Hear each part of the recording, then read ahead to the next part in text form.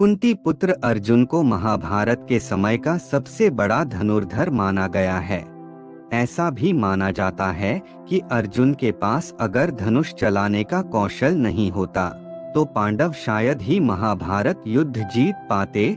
साथ ही अधिकतर लोग यही जानते हैं कि अर्जुन की मृत्यु पांडवों के स्वर्ग यात्रा के दौरान हुई थी।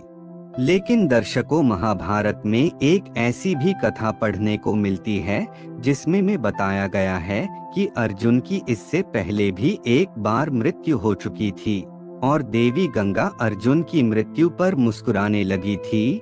तो श्रोताओं, आइए जानते हैं कि आखिर अर्जुन की मृत्यु पर देवी गंगा क्यों मुस्कुराने लगी थी। महाभारत युद्ध में विजयी होने के बाद ज्येष्ठ पांडव युधिष्ठिर हस्तिनापुर के राजा बने। कुछ दिन पश्चात श्री कृष्ण के कहने पर युधिष्ठिर ने अश्वमेघ यज्ञ आरंभ किया। नियमानुसार यज्ञ के अश्व को अर्जुन के नेतृत्व में छोड़ दिया गया।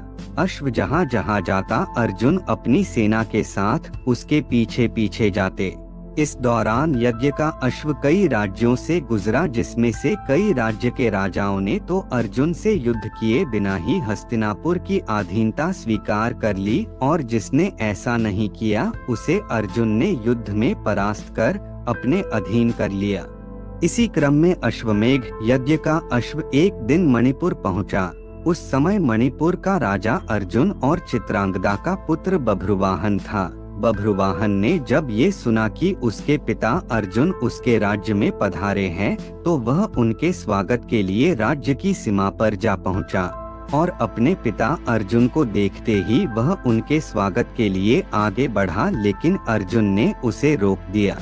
अर्जुन बभ्रुवाहन से कहा कि मैं इस समय तुम्हारा पिता नहीं हूँ बल्कि हस्तिनापुर नरेश का प्रतिनिधि हूँ, इसलिए क्षत्रिय नियमानुसार तुम्हें इस समय मुझसे युद्ध करना चाहिए। उसी समय अर्जुन की दूसरी पत्नी उलूपी वहाँ आ गई और बभ्रुवाहन से बोली, हे पुत्र, तुम्हें अपने पिता के साथ युद्ध करना चाहिए। अगर तुम युद्ध नहीं करोगे तो ये तुम्हारे पिता का अपमान होगा। माता की आज्ञा पाते ही बभ्रुवाहन युद्ध के लिए तैयार हो गया। इसके बाद अर्जुन और बभ्रुवाहन के बीच घोर युद्ध हुआ। काफी समय तक युद्ध चलने के बाद जब कोई परिणाम नहीं निकला तो बभ्रुवाहन ने कामाख्या देवी से प्राप्त दिव्य बाण से अर्जुन पर प्रहार किया, जिससे अर्जुन का सर धड़ से अलग हो गया। यह देख हस्तिनापुर की सेना में सन्नाटा पसर गया, क्योंकि युद्ध में बभ्रुवाहन ने अर्जुन से पहले भीम को भी परास्त कर दिया था। इधर यह बात जब श्री कृष्ण को पता चला तो वो तत्काल द्वारका से मणिपुर के लिए निकल पड़े। उधर अर्जुन की माता कुंती भी अर्जुन की मृत्यु की खबर सुनकर मणिपुर के लिए निकल पड़ी। मणिपुर पहुंचकर अर्जुन को धरती पर पड़ा देख श्री कृष्ण को गहरा झटका लगा।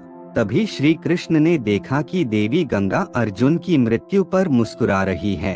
इतने में ही कुंती भी वहां पहुंच गई और अपने पुत्र के शव को गोद में रखकर विलाप करने लगी। कुंती को विलाप करता देख देवी गंगा से रहा नहीं गया और वह कुंती से बोली, हे कुंती, तुम व्यर्थ में रो रही हो, क्योंकि तुम्हारे पुत्र अर्जुन को उसके कर्मों का फल मिला है। मेरा पुत्र भीष्म इसे अपनी पुत्र की तरह स्नेह करता था, फिर भी इसने शिखंडी का सहारा लेकर मेरे पुत्र भीष्म का वध कर डाला। मैं भी उस समय ऐसे ही रोई थी जैसे तुम आज अपने पुत्र के लिए रो रही हो। मैंने अपने पुत्र के वध का बदला ले लिया, क्योंकि जिस कामाख्या देवी के बाण से बभ्रुवाहन ने अर्जुन का सिर धड़ से अलग किया है वो मेरे द्वारा ही प्रदान किया गया था। देवी गंगा की मुख से बदले की बातें सुनकर श्री कृष्ण हैरान हो गए और बोले, हे देवी, आप किस बदले की बात कर रही हैं? आप किस किस से बदला लेंगी? अर्जुन की माता कुंती से या फिर अर्जुन से? आप एक माता से प्रतिशोध कैसे ले सकती है? तब देवी गंगा ने कृष्ण से कहा, हे वासुदेव, ये तो आप जानते ही हैं कि अर्जुन ने उस समय मेरे पुत्र का वध किया जब वो निहत्था था। अर्जुन का ऐसा करना जब उचित था तो अर्जुन का वध उसी के पुत्र द्वारा कराकर मैंने क्या गलत किया? तब श्री कृष्ण देवी गंगा को समझाते हैं कि अर्जुन ने जिस तरह से अपने पितामह का वध किया वो स्थिति स्वयं पितामह ने अर्जुन को बताई थी, क्योंकि पितामह जानते थे कि उनके होते हुए पांडवों की विजय असंभव थी, इसलिए उन्होंने स्वयं युद्ध से हटने का मार्ग अर्जुन को बताया था।